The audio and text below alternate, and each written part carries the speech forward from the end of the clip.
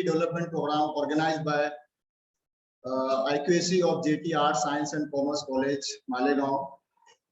We, on behalf of our Honorable Chairman, Honorable Principal and staff, welcome you, all of you, especially the resource person of today's session, Dr. Prashant Nair, sir.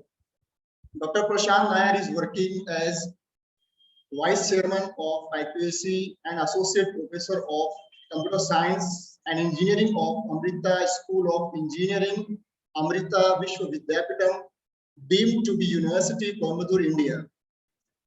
He has over 20 years of teaching, research, mentoring, training, consultancy, and academic administration experience. He has taught in academic programs in the US as well as Europe at the University of California, San Diego, and Sofia University, Bulgaria, as an Erasmus Mundus Fellow. He has written 6 books as well as 2 edited books, 1 book chapter, and over 50 publications in reputed national and international journals. He has mentored student teams which have won premier international and national competitions like Smart India Hackathons, Rajasthan Hackathons, TCS Digital Twin Challenge, and represented India as part of the national hackathon team for Singapore India Hackathon, and felicitated by Honorable Prime Minister of India, Shri Narendra Modi ji. He has also been ranked as top innovation mentor in India by Atal Innovation Mission AIM, and coordinate AIM activities at Tamil Nadu as regional mentor of change. He has been serving as the chairman, vice chairman, coordinator of Amrita deemed universities internal quality assurance cells since 2009. He has coordinated 3 cycles of NAAC accreditation, NBA accreditation, NIRF rankings, and also served as UGC nodal officer for university. A very sought after speaker by conservative estimates, has addressed 150,000 students and trained more than 10,000 faculties on technology, innovation, professional bodies, and quality aspects of higher education. It is the brief introduction of our today's resource person of first session, Dr. Prashant R. Nair, sir. I request him, humble request him, that he will start the session, today's session. Please, sir. Yeah, thank you, Professor Ismail. Am I all visible and audible to everybody? Yes, sir. You are audible as well as visible, sir. Okay. At the outset, thank you very much. Namaskar. Good morning. So I'm very happy to be here in this faculty development program of J.A.T College of Arts and Sciences at Malegaon. It's very nice to be able to talk to many of you for the NEP, which is a very important aspect for any educational institution, any faculty, anybody. It is very important that we address this issue and at least understand what it is, so that we prepare ourselves for what is going to come into the future. So let me just share my slide. Is my slide visible? Yes, sir. It is visible, sir. Visible, right. Yeah. So my experience has been primarily in the Coimbatore campus of Amrita Vishwa Vidyapeetham. Amrita Vishwa Vidyapeetham is ranked 5th in the NARF ranking, the latest ranking that came out in 2021. And we are the top private university in India out of in the NARF ranking, as well as the various international rankings.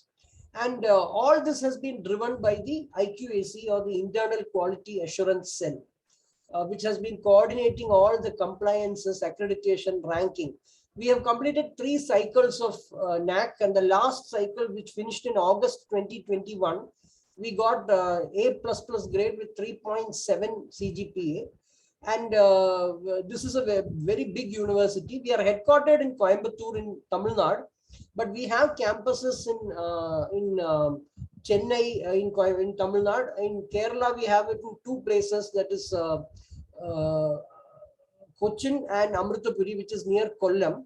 And in Karnataka, we have campuses in Mysore and Bangalore. We are actually now starting campuses in Amaravati, which is the new capital of Andhra Pradesh. And we are starting one hospital cum medical campus in Faridabad, that is the outskirts of Delhi. So it's a very big university, almost 20,000 students, 6 campuses, 15 plus colleges, to almost 20,000 students and 1,500 faculty. So we have actually learned the hard way, and this NEP is actually a very big hope and aspiration for any institution, especially private institution. It's a huge aspiration. It's a huge change. Now, the reason why I want to stress is that, see, I understand you are an autonomous institution, and you are, in India, we have a very fragmented educational system. We have a very fragmented and over-regulated system of higher education. Unfortunately, we have separate accreditation body. So you know that NAAC is the accreditation body. If you are running engineering courses, there's a separate accreditation body called NBA, National Board of Accreditation.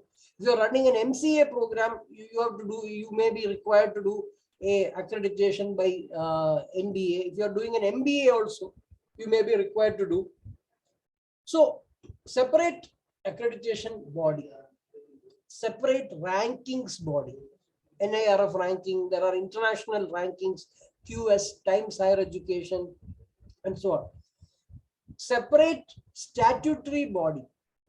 If you are statutory body, if you are running, of course, commerce, science and all, there is no statutory body. But if there is you are running an MCA program or an MBA program, you come under AACT. If you are a medical college, you have to go to Medical Council of India. If you are an engineering college, BTech, MTech, you are go under AACT.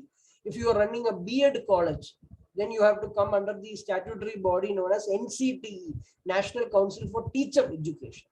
So multiple statutory bodies, and finally separate regulatory body. If you are an autonomous institution, you have to talk to the university. University is the first regulatory authority, and that university is regulated by UGC or University Grants Commission and the Ministry of Education. So India has a very complicated, over-regulated, fragmented, complex educational system.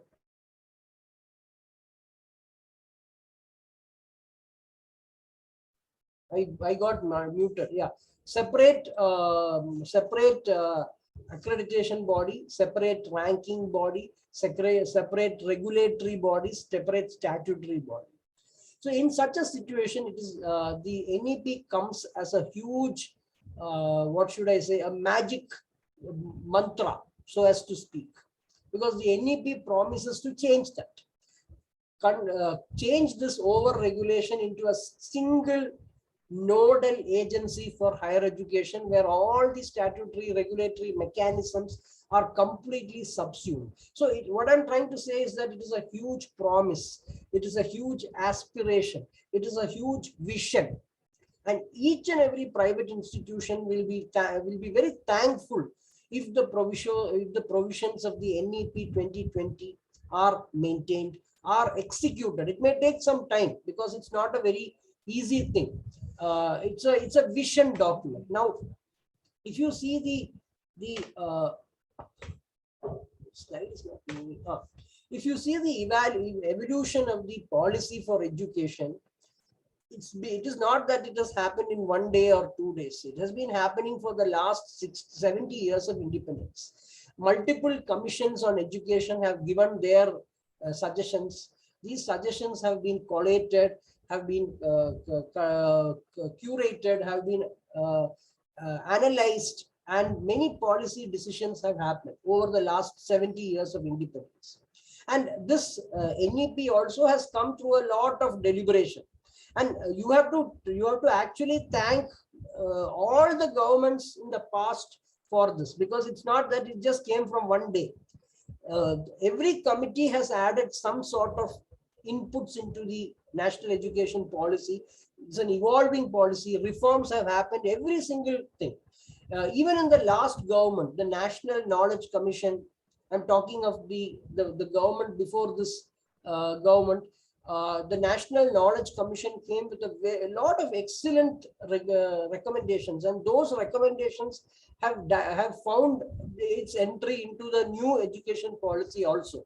Before the Kasturi Rangan report and the Subramaniam report, there was a National Knowledge Commission report. That inputs have been very much factored in. So it's a work in progress. It has been going on for the last 60-70 years. And the hope is that all these provisions will be executed. It may take time. It may not happen in 1 day or 2 days. It may take, say, 5 years to completely get executed and implemented. But still, it's a great thing, because as far as a private institution is concerned, it will be a huge boost for us if we are able to get out of the shackles of these multiple accreditation, ranking, statutory and regulatory bodies. And then we can focus on teaching, we can focus on outcome-based education, we can focus on better outcomes for our students in terms of placement, higher education, entrepreneurship. We can also focus on research and innovation. So that's the big hope that this policy has. And I join all of you. I am also from a private university or private institution. I also join in with you in the aspiration that this will make life easier for all private institutions, and we are able to show excellence. Now, see, the policy of the NEP has been going on for quite some time, but there are some, I'll give a very short overview. I'm sure other speakers have spoken about this, but I want to just stress a few things before I go on to my topic. See, the idea is that there are some very great, what should I say, hidden gems in this policy. One is that Indian education system should achieve at least a gross enrollment ratio of 50%, which is comparable to all Western countries, maybe by 2030 to 40. And also we have a education system which has become the pride of the nation, and many students from other countries flock to India to aspire to realize their aspirations for higher education. So the vision is that Indian education system by 2040 becomes one of the best in the world. And by 2030, we are able to at least achieve 50% gross enrollment ratio, GER. Now it is, the GER is somewhere close to 30%. It used to be 27.4%. Now I think it is close to 30%. And we need more institutions, more autonomous institutions, more support to private, so that we are able to jump to 50%, which is what developed countries like America or European countries have got. A GER of 50. GER means out of 100 students who go into school, the number of them that pursue higher education, some bachelor's degree, is the GER ratio. And India presently it is around 30. It is 20. Last when they took a count, it was 27.4, but now I believe it is close to 30. And we want it to reach 50, maybe by 2030, 2035. We expect it to be 50, and that is a vision of this NEP. So many institutions will be given a lot of freedom. You are already showing excellence. Your institution is already showing excellence, is showing a lot of outcomes. You will be given the power to grant degrees. You will be given the power to focus on your core competency. Suppose you are primarily you are focusing only on teaching, then you become a teaching institution. And you focus on getting large number of students with degrees, giving degrees. You focus on mentoring others. You give margdarshan to other institutions, so that on teaching learning processes, outcome-based education, pedagogy, methodology, and so on and so forth. Whereas if you are like an IAT or an Indian Institute of Science or an IIM, Indian Institute of Management, you are focusing more on research, innovation, fine, you focus on that, have less number of students, focus on doing that. So all these things are envisaged in the policy. There is a kind of a bucket system.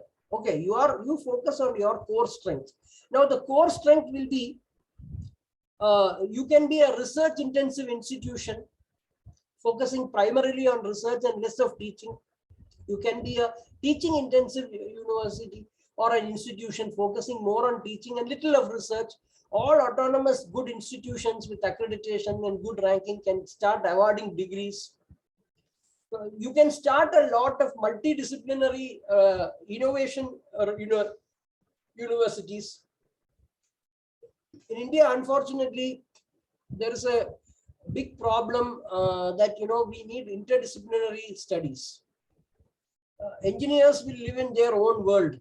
Engineers don't collaborate with humanities. Humanities don't collaborate with science. Science doesn't collaborate with commerce. Law doesn't talk to medicine. So we need more of interdisciplinary, multidisciplinary, cross-disciplinary education. And there can be universities which are set with this theme of promoting interdisciplinary thing. You will have multiple entry and exit. After 1 year, you can get a certificate. After 2 years, you can get a diploma. After 3 years, you can get a degree. After 4 years, you can get an honors degree if you are in the arts, sciences, commerce. Or if you are in engineering, you can get after 5 years, you may get an honors degree. After 5 years, if you are taking engineering, you can get an integrated engineering MBA. So many options are there. So multiple entry and multiple options. 1 year you study this, you get a certificate. Second year, you get a diploma. Third year, you get a degree. Fourth year, you get a honors degree. This is a simple logic, but people are working out the finer details. The finer details will take time because multiple statutory bodies are involved. Even today, AACT is not agreeing. If you say that we are proposing an integrated BE MBA program, in 5 years, you complete BE and MBA. But even today, AACT is not agreed to that, being discussed. So we have seamless transfer of credits across the country. You do 1 year here, you can join some other university. Don't run behind equivalent certificate, migration certificate. All that will be easily possible. You can substitute a lot of studying through MOOCs programs, online courses, and so on. And we have an Indian education system that takes pride in the culture, the lofty culture, the values, and the heritage of the country. You have a higher education system that is focused on a lot of technology inputs. See, already COVID has completely changed the game. Now, the idea is, this is only going to continue. We are going to see continuously more changes happening because of COVID, transformation of education. We continue doing all this virtual kind of meets, virtual education, virtual labs, virtual evaluation, and so on and so forth. So big effort towards that kind of technology-enabled learning. And now, so these are some of the focus areas. National mission on mentoring, national mission on Pali, Persian, Prakrit. Some of the things that are there that are happening. Focus on vocational skills, very important vocational skills. We know about the employability of our graduates are not very good. Some people say out of 100 engineers that come out, only 75 of them, 25 of them are employable. The remaining 75 have no quality. So building vocational skills, practical skills, computational skills, problem solving, critical thinking, design thinking, all this is needed, right? For all the graduates. So all these will come in the policy. This is a quick overview of the policy which I wanted to take before I go into my topic of the NRF, or the National Research Foundation. Now, as a private institution, I'm sure many of your faculty, many of the people who are attending this seminar will agree with me how big a challenge it is to get funded projects. It's a huge challenge. You are applying as a fresh PhD, it is extremely difficult to get, because you have just finished a PhD, you have some publications, you have started building your reputation, you have some high quality papers, publications, but to get the fund is a very difficult thing. You know, there is a review committee, they will look at your past credentials, you don't have any, you're trying to start building the research.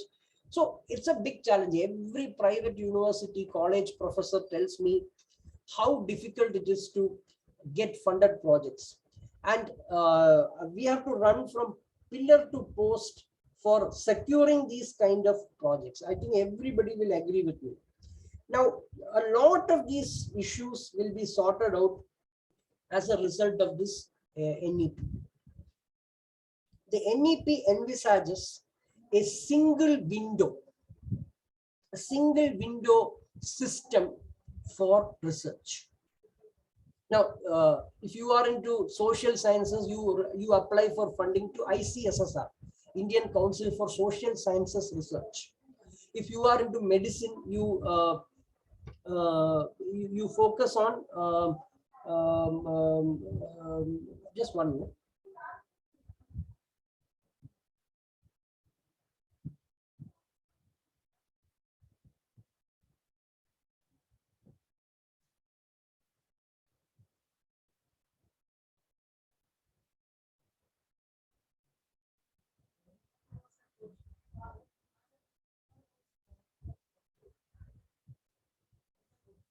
Yeah, I'm sorry.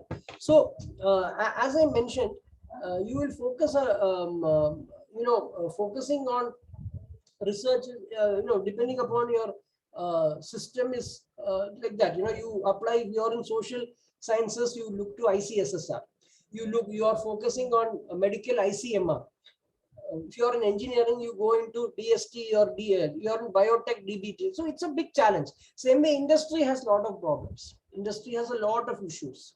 So all these industry issues, all these industry thinking, funded projects, consultancy, everything you have to run around, you have to chase. You have to chase behind that. Right? Now, the idea is not to chase.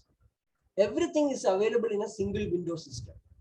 All the government bodies, agencies, research agencies, ISRO, DST, DBT, TIFAC, everybody, right? Everybody and anybody, all these agencies will be connected to the NRF. The faculty member, the college, the institution, the university will only see the NRF. The NRF is a single window. All the industry requirements. So how it is going to work is this, the CII, Confederation of Indian Industry, FICCI, NASCON, all of them will collate the requirements of the industry and touch base with the NRF. So as far as you and me are concerned, we only see the NRF, the National Research Foundation. All the funding is available through that window, whether it is industry, whether it is research agencies, ISRO, space, or atomic energy, or biotechnology, everything is available openly, transparently, equal opportunity for everybody and anybody. Anybody and everybody. Equal opportunity is given. And as a result of that, there is absolutely no problem. And everybody gets the opportunity. Everybody will have equal opportunity, equal chances to this thing. And also, we will be able to collate the data, collect the funding in such a transparent way so that we are able to address our targets for the UN Sustainable Development Goals easier. So everybody knows, you see, everybody, every college, every faculty, every institution, every university is part of the NRF. Every industry at the other end, the industry, the research agencies, DBT, DST, ISRO is there, CII is there, Infosys is there. So both sides, we know what the funding is. All the funding is transparent. All the fund is publicly visible. Everybody knows where you stand. And as a result, it is so easy for us to collect the data and thereby attain the UN Sustainable Development Goal. Where targets can be easily known. Now, if you ask me how much Infosys is funding universities, you have to ask Infosys. Now, everything is available, right? They may or may not give the proper number. And as a result, we'll be able to get accurate numbers, accurate figures. And we want to improve our, today we are only spending 0.69% of our GDP for research and investment, but we need to make it at least 2 to 3%. US, it is almost 3%. Israel, it is 4.3%. South Korea, 4.2%. So we need to at least have 2.5 to 3% of our GDP on research investment. Another issue is that number of papers, the number of papers that are there in India, the percentage is very, very low. Indian share of publications is 4.35%. In all, and in some branches, the engineering, it is a little higher. Obviously, there are so many engineering colleges in India. Excuse me. Yeah, engineering it is 6.75%, pharmacy 5.35%, management 4%, and high impact papers are even less. So all this will change. And another thing the NRF will do is it will promote AI plus X, artificial intelligence. Now all of us are living in the industry 4.0 age, and in this industry 4.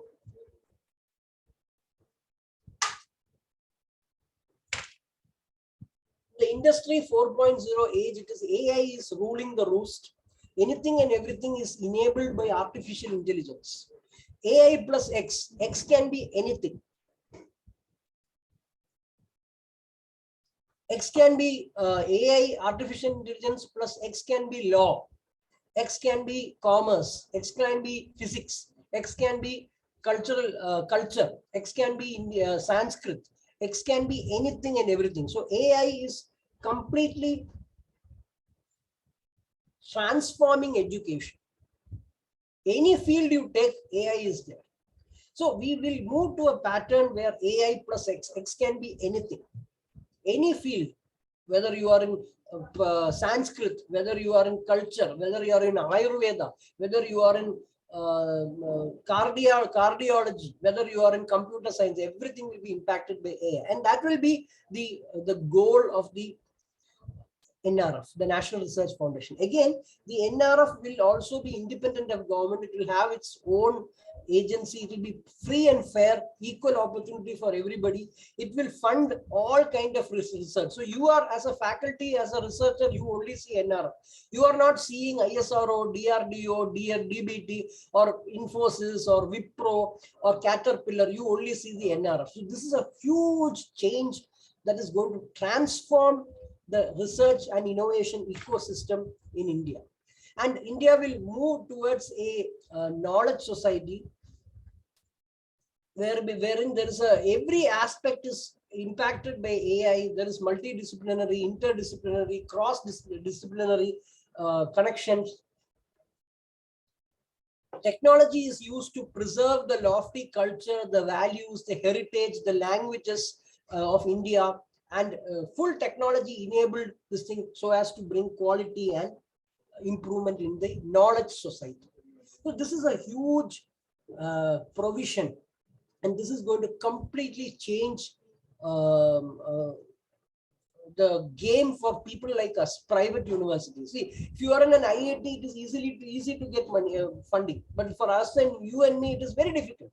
So this will be a game changer. The second thing I want to talk to you is about the special economic zone, special education zone. Sorry, special education zone is another huge provision for the NEP. Now, the special education zone means that already we have affirmative action, we have reservations, we have specific strategies for the benefit of the socially and economically disadvantaged groups. We already have that. We have reservation in higher education. Some states we have reservation in jobs. For girl children, we have some strategies. There are toilets in the schools for the girls, bicycles for them. There is open schooling. There is distance education. There is technology for handicapped people. So many of these things are already there for the socially and economically disadvantaged sections. There are strategies, but these strategies are now going to be completely amalgamated, combined together into a special education zone. It will be a center of excellence. Maybe the special education zone may be in in a network of Kendriya Vidyalayas. It will be in a network of Jawahar Navodaya Vidyalayas or Kasturba Gandhi Balika Vidyalaya. A network of them will be identified as a special education zone. And all the strategies in terms of affirmative action for all kind of disparities and disadvantages will be completely collated, combined, and coordinated in a very in a fashion that makes it very seamless and easy for anybody and everybody to gain access. So the NEP also identifies 5 different socially, economically disadvantaged groups: gender equalities, females and transgenders, socio-cultural identities, minorities, OBCs, other backward caste, scheduled tribe, geographic identities, people from villages, tier 3 and tier 2 cities, aspirational and backward districts, disabilities, people who are handicapped visually or hearing or speaking, all these kind of handicaps are there. And finally, socio-economic conditions, people who are suffered from some sort of issues, some riots or some migrations or those kind of trafficking, orphans, tsunami, COVID, that's also a condition. Many children have lost their parents because of the COVID. So these 5 categories have been identified in terms of the socio-economically disadvantaged groups of society: gender, females and transgender; socio-cultural, that is OBCs, minorities, scheduled caste, scheduled tribes; geographical identities, students from villages, small towns and backward districts; disabilities or handicapped; and finally socio-economic conditions, trafficking, natural disasters, tsunami, COVID,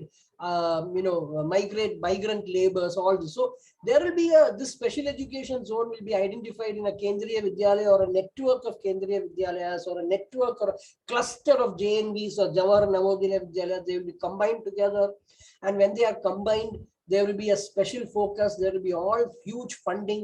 There will be all facilities, library, clubs, NSS, NCC activities, centers of excellence, technology, special technology enabled learning, cultural activity, extracurricular activities, co-curricular activities. So it is giving a full stop. Hostels, canteens, messes, all facility, so that all these disadvantaged groups will get the best facility. Plus, there will be a big focus for special education, a national mission on special education for all the children with special needs,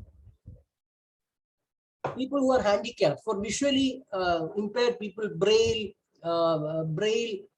and those kind of assistive technologies, for people who can't speak, sign language database, sign language trellis and database, subjects, technology, pedagogy, those kind of things will be there. A center of excellence to develop these special education, and visually impaired, hearing impaired, people who can't speaking impaired, all this will be there. So these are 2 great, plus of course scholarships, co-curricular activity, extracurricular, everything will be there.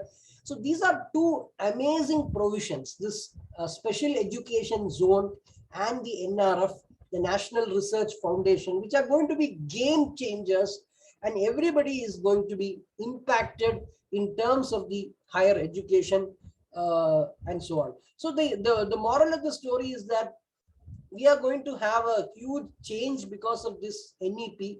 Of course, it will take some time. The outcomes are very clear. We are expecting by 2035, we will be able to get 50% of our 2035, 50% of our students will be able to go for higher education. The GER may be 100%, 50% for higher education, but for preschool and secondary, everybody will go to school. All 100 children, every child will go to school. Out of the school, 50% of them at least will go for higher education. Everybody who was dropped out, they will come back to school. There will be an Indian system that is very good, focused on the values, focused on technology, focused on skill development, and the learning is adaptive, the learning is personalized, the learning is technology driven, and so on. So this is a great, what should I say, an aspiration that especially people in the private sector, in the education like you and me, will gain a lot. Thank you very much for this opportunity. I think that's all my slide. I'll be happy to take any questions if you have any. Thank you so much. Over to the organizers. I think I finished a little ahead of schedule.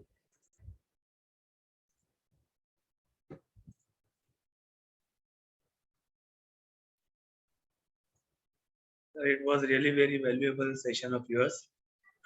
Thank you. If you want to continue, sir, still we are having 20 minutes. No, I can answer questions. Okay. So one question that I want to ask you. In this new education policy, even the evaluation process will be done through technology, or in the same way, the offline mode will be applied, just like the traditional mode of teaching and evaluation. See, I think it will be a blend. See, if you ask me, blended learning, blended evaluation, hybrid learning, hybrid evaluation, that will be the need of the hour.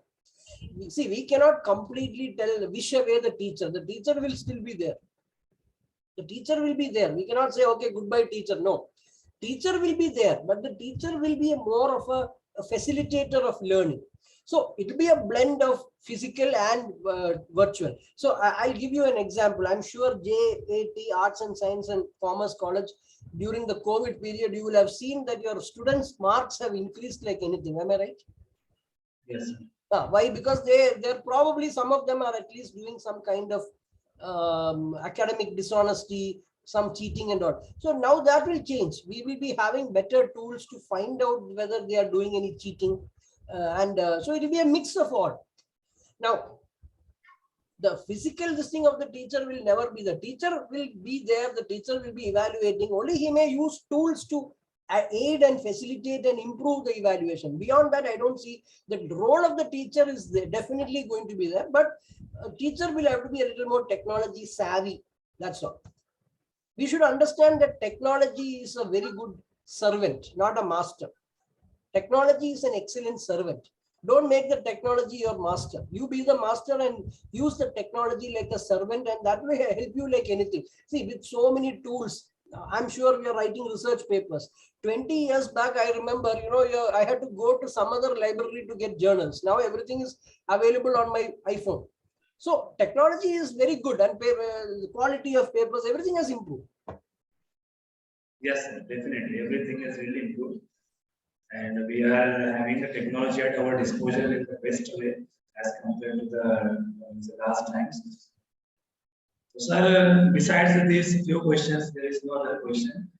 And sir, as far as our title of the NEP is concerned, your session is really very much relevant to it.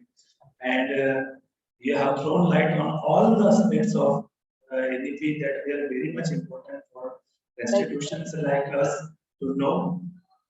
And we are still trying our best. Just one more thing I want to add. Now, you're running behind pillar to the post for NAAC. I'm sure running behind papers, running behind the evidence. See, in NAAC, the whole system is based on evidence, right? Everything is based on evidence. I always say, in God we trust, but for everything else we need data, and the data needs to have evidence. Now it will be easy. The evidence is easily available, easily accessible through the NRF. You don't have to run behind. Everything is online. You just have to print you will get the document. Otherwise, we are running. वो आदमी ने मेरे को letter नहीं दिया है, उसने मेरे को ईमेल दिया है, NAAC में वो जमता नहीं. I hope what I'm saying is correct, right? Yes. Email proof तो जमता नहीं. NAAC को ये ओके नहीं है, इसीलिए मेरे को लेटर चाहिए, लेटरहेड चाहिए, आपका सील चाहिए. ये सब हंगामा निकल जाएगा. It will be very easy once this comes. So now we conclude the session, sir. And I, on the behalf of J.A.T management, J.A.T administrators, academic coordinators, and I am the IQAC coordinator of the college. On behalf of all of them, I express my heartfelt gratitude to you, sir, for having such an enlightening session for all of us. We really got so many valuable ideas from your session, sir. And we request you that in future also, if you need the guidance, your enlightenment, and we respond positively, sir. Sure. Thank you very much, sir, for everything that you shared with us, your knowledge, your experience, and your Thank you. Namaskar. Thank you. Well,